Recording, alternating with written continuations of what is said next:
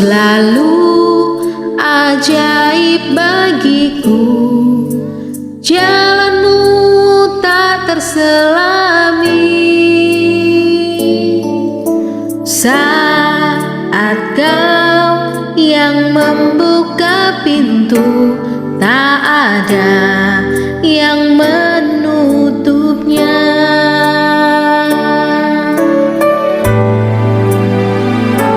Masih ada jalan terbuka untukku, masih ada jalannya Tuhan, masih ada jalan terbuka untukku. Kulihat kebesaran-Mu.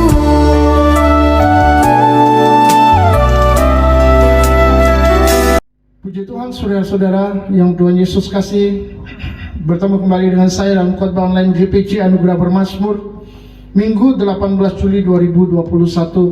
Mari kita merendahkan diri di hadapan Tuhan, meminta hikmat dan pengertian dari Tuhan saat mendengarkan berita firman-Nya. Bapa yang penuh kasih dan anugerah, terima kasih untuk berkat-Mu hari ini. Kuduskan dan sucikan kami dengan darah-Mu, layakkan kami untuk menerima firman-Mu sebentar lagi. Berbicaralah, karena kami membutuhkan tuntunan, kami membutuhkan pengajaran dari Tuhan, supaya kami tahu apa yang harus kami lakukan dan perbuat di dunia, di dalam perjalanan kami selanjutnya. Kami percaya Tuhan menyertai kami percaya Tuhan memberkati kami, dan kami percaya Tuhan hadir di tengah-tengah kami. Terima kasih Bapa, terpujilah nama-Mu jam ini sampai selamanya, di dalam nama Yesus, amin. Saudara-saudara yang Tuhan Yesus kasihi, puji Tuhan, kita masih punya kesempatan hari ini untuk bersama-sama bertemu di dalam khotbah online. Saya percaya bahwa waktu itu adalah pemberian Tuhan, dan kita masih ada di dalam kondisi dan masa pandemi COVID-19. Hari-hari ini masih saja ada banyak orang yang penuh dengan pergumulan, dan banyak dari antara mereka yang putus asa dan kehilangan harapan. Itu sebabnya saya mau sampaikan firman Tuhan hari ini dengan tema, apa masih ada harapan? Itu adalah sebuah pertanyaan. Apakah masih dalam kondisi yang seperti ini ada harapan? Saudara-saudara, ketika awal COVID-19 meledak di seluruh dunia, vaksinlah satu-satunya yang menjadi harapan semua orang untuk menghentikan wabah yang mengerikan ini. Tapi manusia masih harus menunggu lama, karena diperlukan pengujian. Ada proses di sana. Menurut CDC, Pusat Pengendalian dan Pencegahan Penyakit, ada 6 tahap untuk membuat vaksin. Yang pertama, tahap eksplorasi. Yang kedua, tahap praklinis. Ketiga, perkembangan klinis. Yang keempat, ada tinjauan peraturan dan persetujuan. Kelima, manufaktur. Dan keenam, kontrol kualitas. Dan itu masih harus melewati berbagai kali proses pengujian, baru vaksin bisa digunakan untuk seluruh dunia. Ada uji praklinis, di mana vaksin akan diujikan pada sang dan diberikan kepada hewan, baik tikus atau monyet, untuk melihat apa ada respon imun dari binatang-binatang ini. Lalu uji klinis 1 diberikan kepada manusia di dalam jumlah yang kecil untuk menguji keamanan dan dosisnya, serta memastikan apakah vaksin berfungsi merangsang kekebalan atau merangsang sistem kekebalan. Uji klinis 2 diberikan kepada lebih banyak lagi orang, diberikan kepada ratusan orang yang dibagi beberapa kelompok kecil dan orang tua. Tujuannya adalah untuk melihat perbedaan hasil pada tubuh mereka, karena anak-anak dan orang dewasa tentu saja berbeda. Lalu dilanjutkan dengan menguji keamanan vaksin, menguji kemampuannya merangsang sistem kekebalan. Jadi saudara, pengujiannya berulang-ulang. Lalu baru uji klinis ketiga di tahap akhir. Dan ini diberikan kepada ribuan orang untuk menguji berapa yang terinfeksi dibanding sukarelawan yang menerima placebo. Apa itu placebo? Placebo adalah obat kosong yang tidak ada isi vaksinnya, dan itu disuntikkan untuk menguji dan menentukan apakah tubuh terlindung dari virus corona. Tapi itu hanya berguna untuk dampak psikologi mereka saja, saudara. Katakanlah semacam sugesti, nanti dibandingkan, dan itu dilakukan di dalam uji klinis ketiga. Saudara-saudara, menurut FDA, Food and Drugs Administration, vaksin virus corona harus dapat melindungi setidaknya 50% orang baru dapat dikatakan efektif. Itu sebabnya kalau manusia mengharapkan vaksin sebagai juru selamat akan kecewa. Mengapa? Karena ukurannya kalau 50% saja itu sudah efektif. Maka saudara-saudara, jangan mengharapkan vaksin bisa menyelesaikan masalah secara tuntas untuk menyingkirkan COVID. Karena 50% berhasil saja itu sudah bagus. Tapi setidaknya ini adalah sebuah usaha manusia untuk menyelesaikan masalah virus corona yang ada di depan mata. Karena ini adalah sebuah masalah, jadi harus diselesaikan. Tentu dunia tidak bisa mengharapkan 100% keberhasilan vaksin.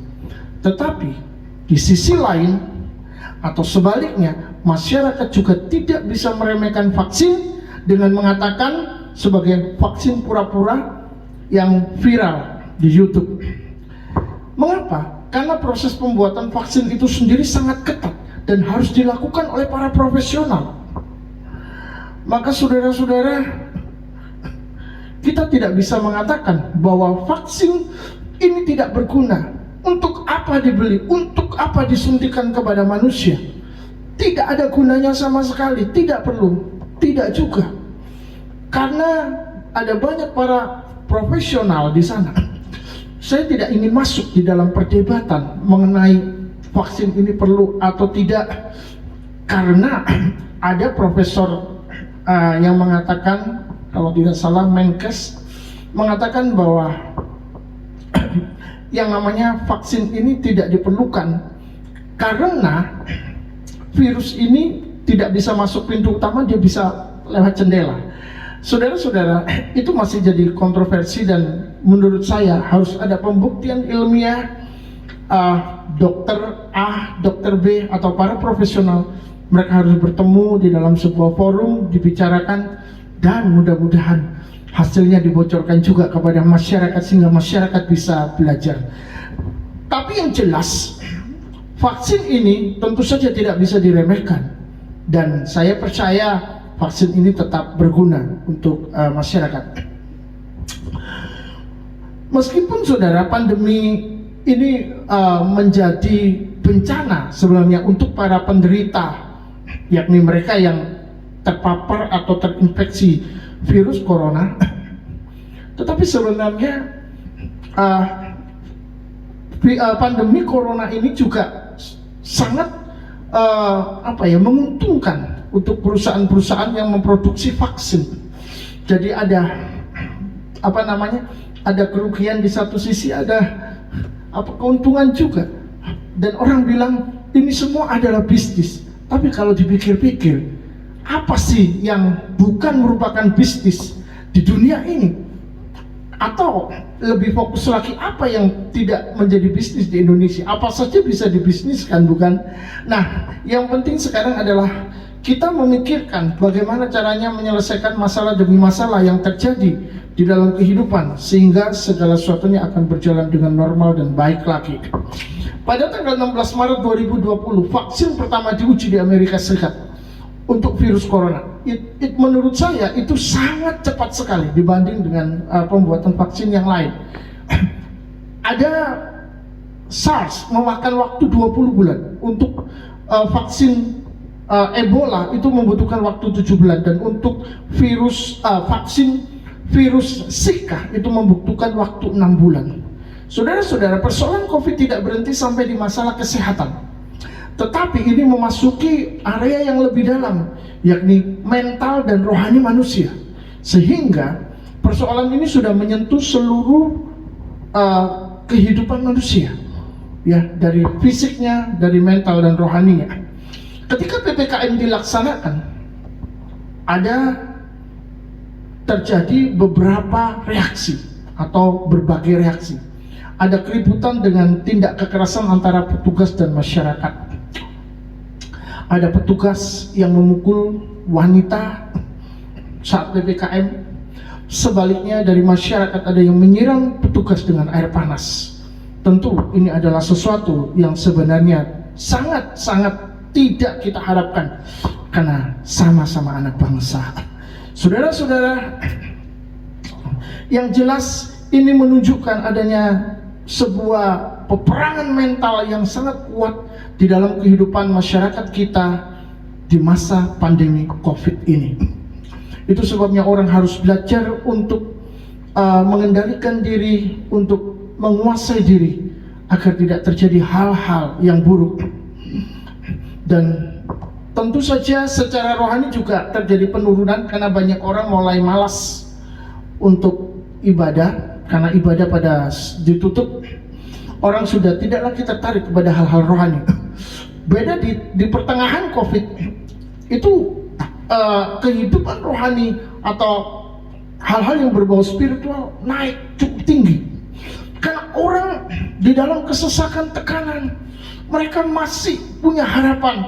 Mereka turun ke jalan-jalan, mereka menaikkan puji-pujian dari rumah ke rumah, di jalan raya, saudara. Mereka berdoa bersama-sama, itu luar biasa.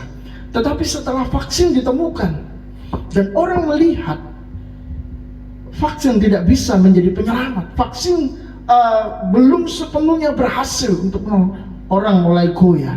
Dan saat ini sudah terjadi banyak masalah dan persoalan karena berita-berita yang berseliweran di media sosial, dan itu membuat satu dengan yang lain saling bertentangan. Saya percaya bahwa kita benar-benar memang harus banyak berdoa untuk Indonesia. Yang jelas saudara-saudara, ketika vaksin sudah datang dan ada yang terpapar atau ada yang terinfeksi virus lagi, maka orang beranggapan bahwa vaksin ini adalah harapan omong kosong. Ini tidak lagi bagus seperti yang dipikirkan. Di dalam 2 Raja-Raja pasal 4 ayat 28, firman Tuhan berkata, lalu berkatalah perempuan itu, adakah kau minta seorang anak laki-laki daripada tuanku? Maksudnya Elisa, Nabi Elisa. Bukankah telah kukatakan, jangan aku diberi harapan kosong? Laki-laki saudara, ada seorang yang tidak ingin diberi harapan kosong. Dan di mana masyarakat kita saat ini juga berpikir bahwa mereka sedang berhadapan dengan harapan kosong. COVID ini tidak segera menyingkir dari muka bumi ini. Di dalam ayat ini menceritakan ada seorang perempuan Sunem yang kaya sering mengundang Nabi Elisa ke rumahnya untuk makan. Bahkan dia menyiapkan sebuah kamar kecil dengan kasur, meja, kursi, dan kandil untuk minum. Tujuannya jika nanti Nabi Elisa datang ke sana, dia akan diberikan tempat, bukan makan lagi saja, tetapi juga untuk tidur dan menginap di sana. Itu sebabnya saudara-saudara, Nabi Elisa merasa diberkati oleh perempuan Sunem ini, dan dia bertanya, apa yang bisa aku lakukan untuk engkau? Mungkin aku akan menyampaikan kepada raja dan lain sebagainya. Lalu saudara, ternyata perempuan ini punya masalah. Dia tidak memiliki seorang anak dan suaminya sudah tua. Maka Nabi Elisa mulai berdoa kepada Tuhan, meminta anak laki-laki untuk perempuan Sunem ini. Yang terjadi adalah Tuhan mengabulkan doa, dan perempuan Sunem ini memiliki seorang anak laki-laki. Wow, itu luar biasa. Harapan perempuan ini punya anak benar-benar terkabul, dan itu adalah waktu yang sangat membahagiakan. Sungguh pekerjaan Tuhan sangat mengesankan di dalam kehidupan perempuan Sunam ini. Anak ini dipelihara, disayang, dikasihinya, sampai akhirnya dia menjadi besar. Suatu kali anak ini pergi ke ladang bersama ayahnya, tapi tiba-tiba dia mengaduh, dia berteriak, kepalanya sakit, dan akhirnya meninggal. Saudara-saudara, perempuan Sunam ini pasti sangat sedih dan sangat kecewa. Tetapi dia berpikir, dulu waktu dia tidak punya anak, Nabi Elisa, abdi Allah itu, berdoa kepada Tuhan dan Tuhan memberikan anak. Maka sekarang dia masih punya pengharapan. Dia mau datang ke Nabi Elisa di Gunung Karmel, dan dia mempersiapkan perjalanannya, dan naik kuda dengan bujangnya. Dia pergi ke Nabi Elisa. Sampai di sana dia memegang kaki Nabi Elisa, bersimpuh di sana dan tidak mau melepaskannya. Saudara-saudara, Nabi Elisa pertama tidak tahu, tetapi dia tahu bahwa perempuan ini sedang pedih hati karena anaknya memang telah meninggal. Dan perempuan ini berkata, jangan beri aku harapan kosong. Itulah yang dia katakan. Saudara-saudara, anak pemberian yang dinantikan itu mati. Dan sungguh-sungguh itu sangat menyedihkan. Dan kali ini dia tidak ingin harapan kosong. Udah diberi anak lalu mati, buat apa?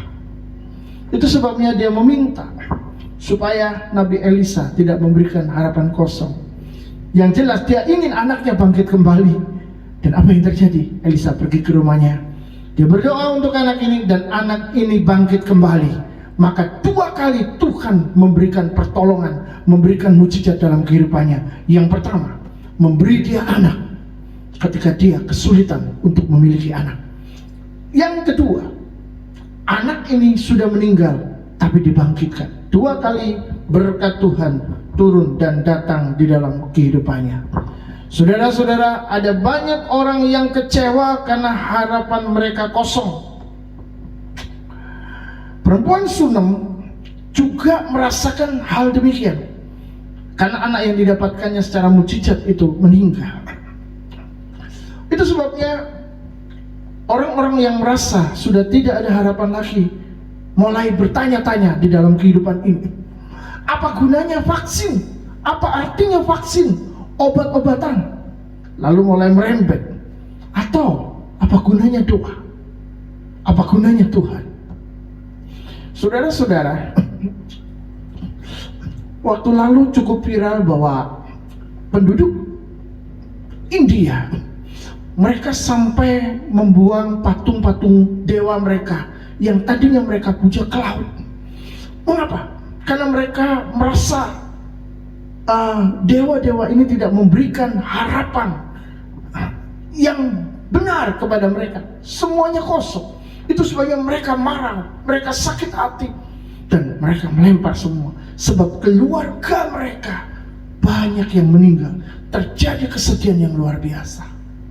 Pertanyaannya adalah, bagaimana dengan saudara?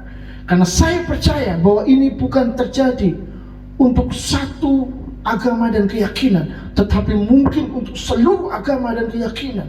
Perasaan-perasaan marah, perasaan-perasaan akan harapan yang kosong itu ada di dalam kehidupan setiap insan, ada dalam kehidupan semua orang.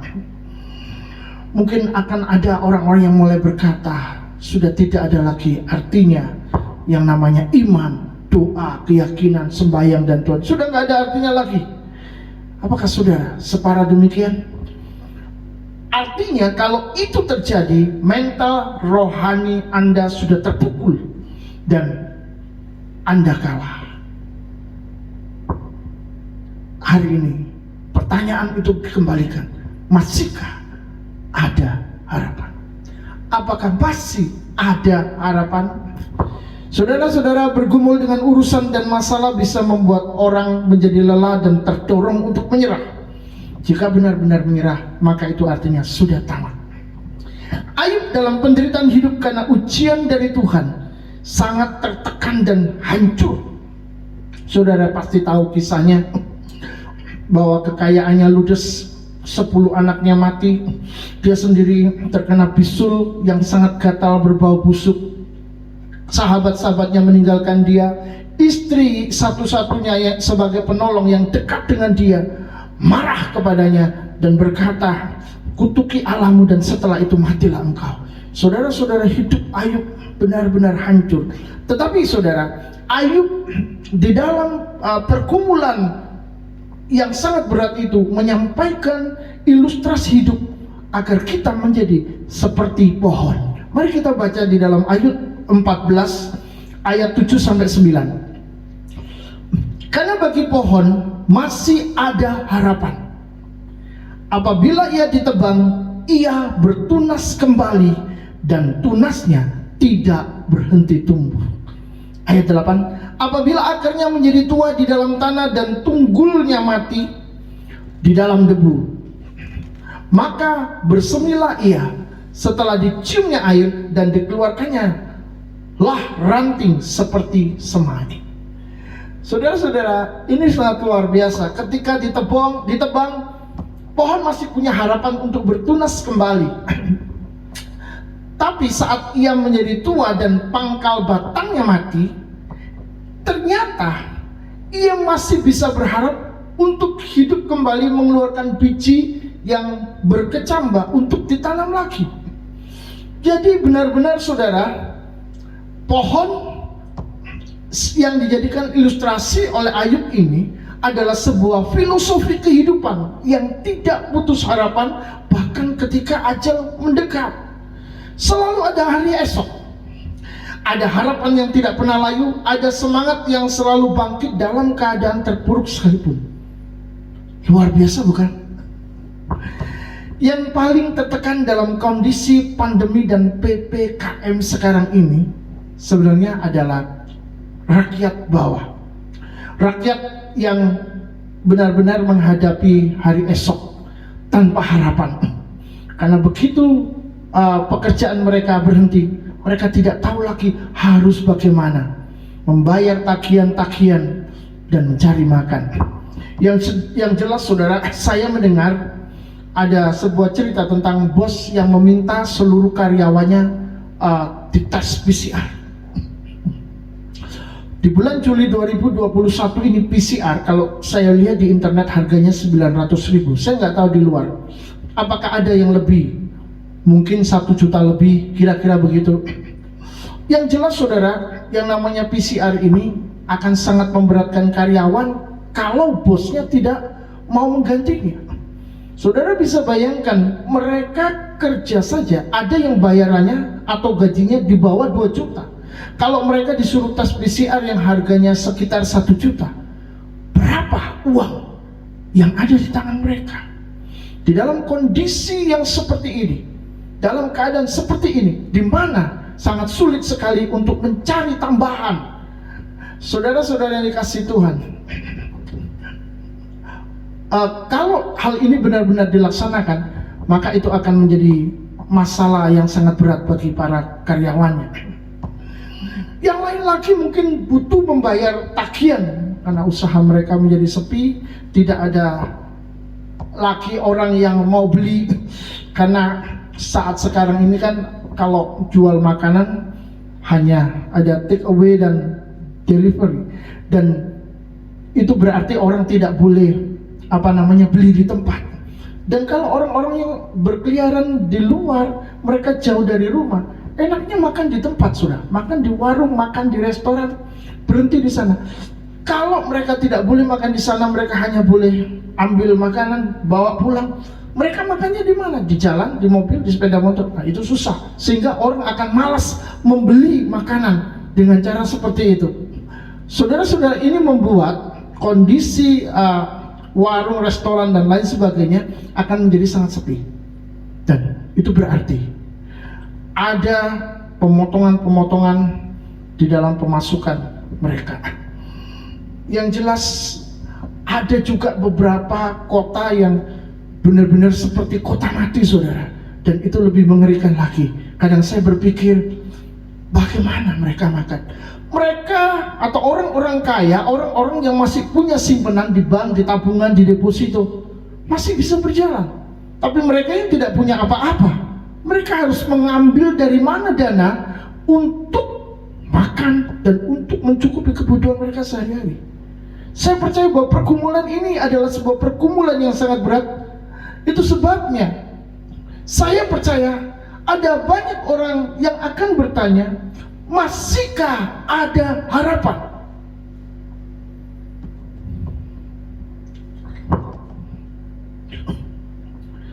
Tapi saudara, firman Tuhan ternyata mendorong kita memiliki harapan seperti pohon. Manusia disuruh belajar kepada pohon yang tidak pernah berputus asa karena percaya bahwa Tuhan akan berkarya mengatur pertumbuhan dan itu akan sesuai dengan waktunya. Tuhan yang mengatur segala sesuatunya. Apapun yang terjadi di dalam dunia ini, maka saya percaya untuk orang-orang atau saudara-saudara yang saat ini sedang terpuruk dalam keadaan ekonomi atau mungkin juga sakit dan berbagai macam masalah, percayalah Tuhan mengatur sesuai dengan waktunya untuk menolong kita. Adakah di antara saudara yang mungkin merasa sedang dipotong pohon kehidupannya? Mungkin gajinya menjadi separuh, kena potongan gaji karena PPKM cuma masuk setengah bulan saja.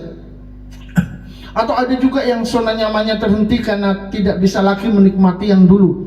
Kalau dulu bisa kemana-mana, bisa pergi kemana-mana, punya uang bisa digunakan. Sekarang punya uang pun juga tidak bisa digunakan. Mau ke luar negeri tidak bisa juga. Sulit sekali saudara. Hanya orang-orang tertentu saja. Dan itu membuat orang merasa bahwa hidupnya ini jadi berkurang. Seakan-akan hidupnya dipotong. Saudara-saudara, tetaplah berharap bahwa Anda masih bisa meneruskan perjalanan, walaupun itu harus kembali kecil lagi nantinya. Atau ada yang merasa semua sudah berakhir, seperti akar tua dan pangkal pohon yang mati yang dijelaskan di dalam ilustrasi tadi. Saudara-saudara, mungkin hari-hari ini ada orang-orang yang merasa akan mati. Waktunya sudah habis. Akarnya akarnya menjadi tua dan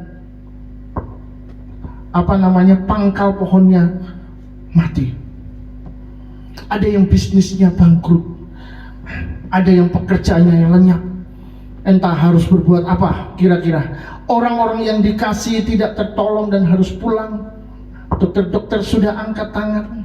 Ada bahkan mereka yang terkena COVID mencari rumah sakit, semuanya ditelepon tutup. Cari tabung gas tutup. Bahkan cari vitamin D di apotek-apotek saja udah habis semua saudara. Karena orang pada menyerbu untuk kepentingan masing-masing. Saudara-saudara yang dikasihi Tuhan, hidup seakan sudah selesai, sudah tamat, sudah habis. Tapi sekali lagi Tuhan mau kita memiliki pengharapan bahwa Tuhan bisa menumbuhkan biji yang siap untuk ditanam menjadi besar. Seperti pohon ketika ditebang, dia masih punya harapan akan tumbuh tunas. Tapi ketika akarnya sudah menjadi sangat tua, pangkal pohonnya mati. Ternyata masih ada harapan lagi tumbuhnya tunas yang menjadi seperti kecambah. Ini luar biasa. Artinya apa? Artinya Tuhan itu ajaib dan berkuasa, dan Dia yang akan mengatur segala sesuatu untuk kebaikan kita. Itu sebabnya jangan takut, karena Tuhan tidak meninggalkan kita. Tuhan tidak pernah membiarkan kita. Kita tidak sendirian. Di dalam Roma pasal 12 ayat 12, firman Tuhan mengatakan, bersukacitalah dalam pengharapan, bersabarlah dalam kesesakan, dan bertekunlah dalam doa. Saudara-saudara, ini adalah 3 kunci untuk tetap dapat hidup dan segar. Saudara-saudara, yang pertama, firman Tuhan mengajar hidup dalam pengharapan. Tidak ada kata sia-sia menunggu meskipun lama waktunya dalam penantian. Hidup dalam pengharapan itu bukan cuma sekedar berharap akan janji-janji Tuhan, tetapi hidup dalam pengharapan berarti masuk di dalam pengharapan itu sendiri, sehingga waktu seakan-akan tidak penting lagi. Mau kapanpun, yang penting aku punya kepercayaan, aku punya keyakinan, aku punya pengharapan bahwa Tuhan akan melakukannya tepat pada waktunya. Ini luar biasa, dan pengajaran ini akan membuat kita yang sungguh-sungguh bersuka cita dalam pengharapan atau hidup dalam pengharapan akan melihat bahwa dalam penantian kita tidak akan sia-sia, kita akan tetap hidup dan kita akan tetap segar. Yang kedua, tidak marah dalam kesesakan. Tidak ada kata tidak tahan menanggung beban yang menyesakkan dada. Sabarlah dalam kesesakan. Itu berarti tidak marah dalam kesesakan. Ketika kita sedang menjalani kesulitan hidup, kesukaran hidup, kesesakan hidup, dengan berbagai macam aspek dalam kehidupan ini, kita akan cenderung untuk jengkel, marah. Kita cenderung untuk tidak sabar. Tapi Tuhan mengajar kita, sabarlah dalam kesesakan. Itu berarti tidak marah dalam kesesakan. Saudara-saudara, yang ketiga, tidak pernah berhenti berdoa. Tidak ada kata bosan berbicara dengan Tuhan sampai jawaban datang. Tidak pernah berhenti berdoa. Firman Tuhan berkata, bertekunlah dalam doa. Kita harus mengerti satu hal, bahwa doa ini akan membuat kita terus terhubung dengan Tuhan. Kita akan terus mengerti kehendak Tuhan, dan kita akan terus berjalan bersama Tuhan, melakukan apa yang Dia inginkan. Maka berkat-berkat, pertolongan, dan segala sesuatu yang kita perlukan di dalamnya, termasuk hidup dalam kebenaran dan lain sebagainya, akan menjadi bagian kita, akan menjadi bagian hidup kita. Sehingga saudara-saudara, ketika kita menjalani kehidupan ini, kita tidak menjalaninya sesuai dengan keinginan kita, tapi sesuai dengan keinginan Tuhan. Dan di sanalah berkat Tuhan pasti akan dicurahkan, akan dicukupkan di dalam kehidupan ini. Yang jelas, di dalam Roma 12 ayat 12, Tuhan bukan memberi saran agar kita melakukannya. Ini bukan saran, tapi ini perintah. Kalau saudara lihat, ini semua adalah kalimat perintah.